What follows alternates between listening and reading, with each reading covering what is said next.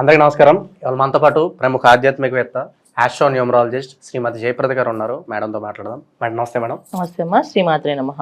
2024 December మాసం కర్కాటక రాశి వారికి ఎలాంటి ఫలితాలు ఉండబోతున్నాయి, గ్రహస్థితి ఎలా ఉంది, ఎలాంటి రెమెడీస్ చేసుకుంటే బాగుంటుంది అంటారు? తప్పకుండా. సో కర్కాటక రాశి వాళ్ళకి ఈ మాసం ఎలా ఉంటుంది అంటే బాగుంటుంది అనే చెప్పాలి. బాగుంటుంది, బాగుండాలి అనుకుంటూ వెళ్ళాలి. ఎందుకంటే వీళ్ళకి ఏ గ్రహాలకైనా ఎప్పుడైనా సరే బలమైన గ్రహం, పాపగ్రహమైనా శుభగ్రహమైనా అది మంచి స్థానాల్లో ఉందనుకోండి, దాని ఒక ఫలితాలను ఎక్కువగా ఇస్తుంది. అయితే కర్కాటక రాశి వాళ్ళకి ఈ మాసంలో కుజుడు కర్కాటక రాశిలో నిజపొంది ఉన్నప్పటికీ, తర్వాత శని భగవాన్ అష్టమ శని, ఈ అష్టమ శని వల్ల కాస్తంత ఇబ్బందులు అనేది కర్కాటక రాశి వాళ్ళు ఎదుర్కోవాల్సి వచ్చే అవకాశం ఉంది. మిగతా అన్ని గ్రహాలు యోగించినప్పుడు కూడా ఈ శని భగవాన్ అనేది కాస్త ఆలస్యాన్ని, ఆటంకాలని, ఇబ్బందులు పెట్టే అవకాశం ఎక్కువగా కనిపిస్తుంది. మనకి ఏ విధంగా ఉంటుంది అంటే పర్సనల్గా వాళ్ళ జాతకంలో శని భగవాన్ యోగకారకుడు అయితే ఈ అష్టమ శని కాస్తంత ప్రభావం తగ్గుతుంది. ఒకవేళ అక్కడ కూడా వాళ్ళకి ఇబ్బంది పెట్టే ప్లేస్లో ఆయన ఉన్నారంటే ఈ అష్టమ శని కాస్త వాళ్ళని ఇబ్బంది పెడుతుంది. ఏ విధంగా ఇబ్బంది పెడుతుంది అంటే ఇక్కడ కుజుడు శని ఇద్దరు వీక్షణ. సో కుజుడు అక్కడ ఖచ్చితంగా కర్కాటకంలో అనుకూలంగా ఉండడు. అది బలహీనమైన ప్లేస్ ఆయనకి ఖచ్చితంగా ఇబ్బంది పెడుతుంది. ఎందుకంటే ఇది కర్కాటక రాశి అనేది ఎప్పుడు కూడా ఏంటంటే మనకి జలరాశి. నీళ్లు నిప్పు ఎప్పుడైతే కలుస్తాయో దానివల్ల ఏంటంటే కాస్తంత ఎప్పుడు ఇబ్బంది, అన్కంఫర్టబుల్ అనేది ఉంటుంది మీ లైఫ్లో. వీళ్ళు ఏదైతే కంఫర్టబుల్గా అనుకుంటారో అది అన్కంఫర్టబుల్గా నడుస్తుంది. అది నడుస్తూ దాంతో ఆలస్యము, ఆటంకాలు ఇవి జరుగుతుంటాయి. ఏ రంగాల్లో అంటే అన్ని రంగాల వాళ్ళకి అదే పరిస్థితి. సో అనుకూలంగా ఉంటుందంటే అనుకూలంగా ఉంది అనుకుంటూ మైండ్ సెట్ చేసుకోవడం, మేనిఫెస్ట్ చేయడం అనేది ఈ మాసం వీళ్ళకి చాలా చాలా అవసరం. సో మాకు బాగుంటుంది, మేము బ్రహ్మాండంగా ఉంటాం, మా వల్ల అవుతుంది, మేము చేయగలుగుతాం, అవుతుంది అనుకుంటూ వెళ్ళాలి. ఎందుకంటే ప్రతి ప్లేస్లో వీళ్ళకి ఏదో ఒక అడ్డంకం అంటే నచ్చని వాళ్ళు ఎదురవడం, నచ్చని వాళ్ళతో పని చేయాల్సి వచ్చే పరిస్థితి. సో ఈ మాసం అంతా ఒక బాస్ నచ్చలేదు అనుకో, ఆ ఎంప్లాయీ ఈ ఎంప్లాయీ నువ్వు ఇద్దరు కలిపి ఈ ప్రాజెక్ట్ చేయని అని చెప్తున్నావు. సో అక్కడ ఇద్దరికి వాదవాదాలు పెరగడము, లేకపోతే మాట్లాడుకుని ఉండడము, ఇలాంటి విషయాల్లో వీళ్ళు కాస్తంత ఇబ్బంది పడే అవకాశం ఎక్కువగా ఉంది కర్కాటక రాశి వాళ్ళకి. ఉద్యోగస్తులకి అన్కంఫర్టబుల్ లైఫ్ ఈ మాసం కాస్త వీళ్ళకి. ఎప్పుడు దాకా అంటే శని భగవాన్ ఉన్నంతకాలం వీళ్ళకి ఉంటుంది. కాకపోతే కుజుడు కూడా ఇక్కడ ఉండడం వల్ల, ఈ రెండు ఉండడం వల్ల కాస్తంత ఈ రెండు ప్లానెట్స్ మిగతా అన్ని ప్లానెట్స్ ఫేవరబుల్స్ ఇచ్చినప్పటికీ కూడా వీళ్ళకి అన్కంఫర్టబుల్ అనేది తగ్గదు. మాకెందుకు ఇలా జరుగుతుంది అని చెప్పేసి. సో చూడడానికి అన్ని యోగాలు బాగున్నట్టుగా కనిపిస్తాయి. వివాహ ప్రయత్నాలు చేసే వాళ్ళకి వివాహాలు అయ్యే అవకాశం ఉంది. వివాహాలు మంచి మంచి సంబంధాలు వచ్చే అవకాశం ఉంది. ఎందుకంటే సప్తమ స్థానంలో ఒకటి శుక్రుడు వచ్చాడు, మకరంలో శుక్రుడు వీళ్ళకి. సో దానివల్ల అంటే అందమైన వాళ్ళు, వీళ్ళు ఊహించుకున్న దానికంటే మంచి వాళ్ళు రావడం, అంటే కొంచెం పర్సనాలిటీస్ వైజ్గా చూడడానికి అందము, చందము అన్నీ ఉండేటట్టుగా అమ్మాయిలు కానీ అబ్బాయిలు కానీ ఆపోజిట్ పార్ట్నర్స్ రావడం కానీ, వ్యాపారాలు చేద్దాం అనుకునేటప్పుడు వ్యాపారాలు చేసేటప్పుడు మంచి మంచి ప్లేసెస్లో చూడడం కానీ, వీళ్ళు అనుకునే దానికంటే ఓ 10 రూపాయలు ఎక్కువ ఖర్చు పెట్టే అవకాశం కానీ ఎక్కువగా ఈ కర్కాటక రాశి వాళ్ళకి ఉంది. అంటే వీళ్ళు ఒక 1 lakh చేద్దాం అంటే ఒక 2 lakhs ఖర్చు అంటే డబుల్ ఖర్చు కనిపించే అవకాశం ఎక్కువగా కనిపిస్తుంది. సో అందుకని ఏంటంటే ప్రతిదీ వీళ్ళు ఒక నామాన్ని జపం చేసుకుంటూ, దేవుడి స్మరణ చేసుకుంటూ వెళ్ళాలి. ఒకటి మేనిఫెస్ట్ చాలా ఇంపార్టెంట్. ఈ మాసం వీళ్ళు ఏంటంటే చేయగలుగుతాం, బ్రహ్మాండంగా ఉంటుంది అని అనుకుంటూ వెళ్ళడమే చాలా ఉత్తమమైన ఫలితాలు వస్తాయి. ఇది కర్కాటక రాశి. విద్యార్థులకి కాస్తంత కష్టపడితే మంచి రిజల్ట్ ఉంది. వాళ్ళు కాస్త కష్టపడాలి అంటే బాగా చదవాలి, ఎర్లీ అవర్స్లో లేవడము, చదవడము, తర్వాత ఒక దైవారాధన చేయడము, టెంపుల్స్కి వెళ్ళడము చేస్తూ ఉంటే పనులు అవుతాయి. ఇది కర్కాటక రాశి వాళ్ళు తీసుకోవాల్సిన జాగ్రత్తలు. భూమికి సంబంధించి ఎలా ఉండబోతుంది? లైక్ కొనడం కావచ్చు, లేదా కొన్ని వ్యవహారాల్లో చిక్కుకొని ఉంటారు, అలాంటి వారికి రిజల్ట్స్ ఎలా ఉండబోతుంది? ఈ రిజల్ట్స్ అనేది ఏంటంటే ఇప్పుడు మనకి ఇక్కడ వీళ్ళకి కర్కాటక రాశిలో కుజుడు, తర్వాత తృతీయ స్థానంలో కేతువు, ఈ కుజకేతువులు ప్లస్ ఇక్కడ రాహు, ఇక్కడ శని భగవానుడు, వీళ్ళందరూ కాంబినేషన్స్ ఎలా ఉన్నాయంటే వాళ్ళ జన్మజాతకంలో యోగ్యంగా ఉంటే ఆ భూమి వివాదాల నుంచి బయటపడే అవకాశం ఉంది. లేదంటే వీళ్ళ ల్యాండ్లో ఎవరో కావాలని వివాదం పెట్టుకోవడం స్టార్ట్ అవుతారు కొత్తగా. ఇప్పుడు దాకా ఏం లేదు, బ్రహ్మాండంగా ఉంది, ఇప్పుడు వాళ్ళు స్టార్ట్ అవ్వడం, మాకు ఈ ల్యాండ్ మాకు నాకు సంబంధం ఉంది అని చెప్పేసి. ఏంటంటే ఏదైనా అన్కంఫర్టబుల్గా వీళ్ళు ఫీల్ అవ్వాలనుకున్నాం కదా, ఆ ఫీల్ అనేది వివాదాల్లో ఖచ్చితంగా భూముల్లో కానీ, ఇంట్లో విషయాల్లో కానీ, ఇంట్లో వాళ్ళతో కానీ కాస్త అన్కంఫర్టబుల్ లైఫ్ అనేది వీళ్ళకి అనిపిస్తుంది. ఎందుకంటే ఎప్పుడైనా సరే కర్కాటక రాశిలోనే కూర్చొని ఉంటే కాస్త ఎప్పుడైతే పాపగ్రహం కనుక అది ఖచ్చితంగా ఇబ్బంది పెడుతుంది, మంచి ఫలితాలు అయితే ఇవ్వదు. సో ఆ ఇబ్బంది అనేది మనం దాన్ని ఎలా తీసుకోవాలి అంటే పాజిటివ్గా తీసుకోవాలి. ఓకే, నేను కొంచెం పట్టుదలగా చేయాలి, కొంచెం గట్టిగా స్ట్రాంగ్గా నేను మార్నింగ్ అనుకుని చేయాలి అని వీళ్ళు కొన్ని ప్లాన్ ఆఫ్ యాక్షన్ అనేది ఈ మాసం వీళ్ళకి అవసరం కంపల్సరీగా. అంటే ఈ పని అయిపోతుందిలే అనుకోకుండా ఎలా అవుతుంది, దాన్ని ఎలా చేసుకోవాలి, ఎదుటి వాళ్ళు ఏమొస్తే ఎలా చెప్పాలి ఆన్సర్స్ అని వీళ్ళు కొంచెం మైండ్ సెట్ చేసుకుంటే కనుక ఖచ్చితంగా అనుకూలంగా సాధిస్తారు, లేదా ఖచ్చితంగా ఇబ్బంది పడతారు. ఈ ఇబ్బంది అనేది ఖచ్చితంగా ఉంది వీళ్ళకి. ఇంకొకటి ఏంటంటే వీళ్ళకి రవి 16 తారీఖు నుంచి అనుకూలంగా మారుతారు. అంతవరకు కాస్త రవి కూడా ఎంత అనుకూలంగా లేదు కర్కాటక రాశి వాళ్ళకి. సో డిసెంబర్ 16 నుంచి ఆయన అనుకూలంగా మారినప్పుడు ఏంటంటే కాస్త ఉద్యోగాలు వ్యవహారాల వాటిలో వీళ్ళు అనుకున్న పనులు సాధించగల శక్తి సామర్థ్యత వీళ్ళకన్నీ వస్తాయి. బుధుడు అనుకూలంగా ఉన్నా లేకపోయినా కర్కాటక రాశికి ఎప్పుడైనా 1000 తృతీయాధిపతి. సో అందువల్ల ఏంటంటే సమయానికి ఆ టైంకి వీళ్ళు మాట్లాడలేకపోతారు.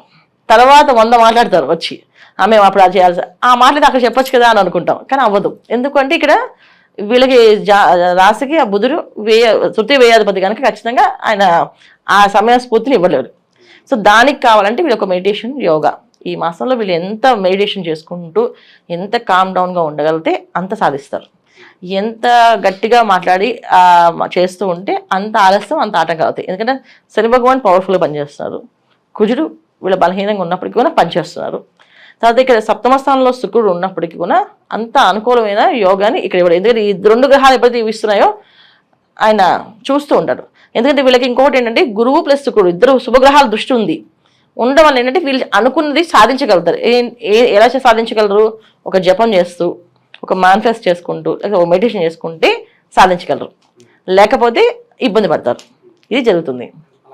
రాజకీయం, సినీ రంగంలో కొంతమంది కళాకారులు ఉంటారు, కొంత గుర్తింపు కోసం చూస్తూ ఉంటారు. అటువంటి వారికి ఎలా ఉండబోతుంది ఈ మాసం? సినీ రంగంలో ఉన్న వాళ్ళకి గుర్తింపు అనేది వచ్చే అవకాశం. మీడియా రంగంలో పనిచేసే వాళ్ళకు కూడా గుర్తింపు బ్రహ్మాండంగా ఉంటుంది. ఎందుకంటే కుజుడు ఉండడం వల్ల శని భగవాన్ పదవి, తర్వాత దాని తగ్గట్టు ఉన్నత స్థానాన్ని ఇస్తాడు కనుక ఆయన ఖచ్చితంగా బాగుంటుంది. ఆ విధంగా వీళ్ళకి బాగుంది. కాకపోతే ఏంటంటే ఇక్కడ మనం ఎప్పుడు కూడా గోచార ఫలితాలు వేరు, జన్మజాతక ఫలితాలు వేరు. వాళ్ళ జాతకంలో కూడా యోగమైన శని భగవాన్ ఉంటే ఖచ్చితంగా ఈ అష్టమ శని వీళ్ళకి యోగాన్ని ఇస్తుంది. తర్వాత కుజుడు బలహీనంగా ఉన్నప్పటికీ కూడా ఒక పట్టుదలను తెస్తాడు. ఆయన బలహీనంగా ఉన్నా అక్కడ ఏం చేస్తారు, ఆయన తత్వం ఏంటి, ఎప్పుడు కూడా అగ్రెసివ్గా ఉండడమే. సాఫ్ట్గా ఉండము, సైలెంట్గా చెప్పడము అలాంటి విషయం ఉండవద్దు. గట్టిగా చెప్పడము, లేకపోతే అది చేయాలని మూర్ఖత్వంగా మాట్లాడడం కానీ, వాదించడం కానీ అన్నిటికీ అనే ముందుంటాడు. సో అవి ఖచ్చితంగా వస్తాయి వీళ్ళకి. ఇప్పుడు ఏదైతే సాఫ్ట్గా మాట్లాడి సాల్వ్ అవుతుందిలే అనుకుంటారు కర్కాటక రాశి వాళ్ళు. ఈయన అలా ఉండేడు, గట్టిగా మాట్లాడని చెప్పేసి ఆటోమేటిక్గా తెలియకుండా గట్టిగా మాట్లాడతాం. ఆ మాట్లాడినప్పుడు జాతకంలో యోగం బాగుంటే అది మనకు కలిసి వస్తుంది, బాగాలేకపోతే ఇబ్బంది పడతాం. ఈ 2 కొన్ని ఎప్పుడంటే జాతకాన్ని ప్లస్ మన గోచారాన్ని బ్యాలెన్స్ చేసుకుని చూసుకోవాలి. చూసుకోకుండా ఒక గోచారంలో బ్రహ్మాండంగా ఉంది అంటే జాతకంలో ఇబ్బంది పడే యోగం ఉందనుకోండి, ఖచ్చితంగా ఇబ్బందులు అనేది కనిపిస్తూ ఉంటుంది. జాతకంలో యోగం బాగుంది, గోచార ఫలితాలు కాస్త ఇబ్బంది పెట్టినా సరే జాతకంలో ఫలితాల వల్ల మంచి రిజల్ట్ వస్తాయి. సో మనకి ఖచ్చితంగా ఎగ్జాక్ట్గా జరుగుతుందని ఉండదు. వాళ్ళ జాతకంలో బాగుంది, యోగం ఉంది, గృహయోగం ఉంది, చక్కగా గృహం కొనడము, దానిలో వెళ్ళడం అని జరుగుతుంది. అయితే ఏంటంటే కొత్తగా ప్రారంభం చేసేవాడిని కూడా ఈ మాసాల్లో చేయకూడదు. ప్రారంభాలు చేయడం అనేది మంచిది కాదు. ఎప్పుడైతే కర్కాటక రాశిలో పాపగ్రహమైన కుజుడు ఉన్నాడో ఏ పనైనా చేయాలంటే అలా అప్పుడు చేయకూడదు. దానివల్ల ఏంటంటే కాస్త ఇబ్బంది పడుతుంది. ఇప్పుడు మనకు కనిపించినప్పుడు కూడా అది ఫ్యూచర్లో అది ఇబ్బంది వచ్చే అవకాశం ఎక్కువగా ఉంది, అందుకని చేయకూడదు. మేడం, ఈ రాశి వారు ఎటువంటి పరిహారాలు చేసుకోవడం ద్వారా మంచి ఫలితాలు పొందడానికి అవకాశం ఉంటుందంటారు ఈ మాసంలో? వీళ్ళకి కావాల్సింది ఏంటంటే గురువు శుక్రుడు శుభగ్రహాల దృష్టి, తర్వాత కుజుడు, తర్వాత కేతువు, తృతీయ స్థానంలో కేతువు, వీళ్ళ నుంచి ఇబ్బందులు రాకుండా ఉండాలంటే మెయిన్ చేయాల్సింది ఏంటంటే గణపతి ఆరాధన. గణపతి ప్రతిరోజు గరికతో పూజ చేయడము, బెల్లం నైవేద్యం పెట్టడము, అరటిపళ్ళు నైవేద్యం పెట్టడము, అరటిపళ్ళతో పాటు బెల్లము, ఉండ్రాళ్ళు, పరమాణం, ఇంకా వాళ్ళు నచ్చిన ఐటమ్, కానీ బెల్లం కంపల్సరీ ఉండాలి. గరిక బెల్లం 2 పూజ చేసి మార్నింగ్ లేచి పూజ చేసి బయటికి వెళ్ళాం. వీళ్ళు ఈ మాసం అంతా ఎంత భక్తిగా పూజ చేసుకుంటారో అన్ని పనులు అనుకూలంగా జరుగుతాయి. ఎంత భక్తిగా ఉంటే అంత శ్రద్ధగా అన్ని పనులు అవుతాయి, లేకపోతే కాస్త ఇబ్బంది పడుతుంది.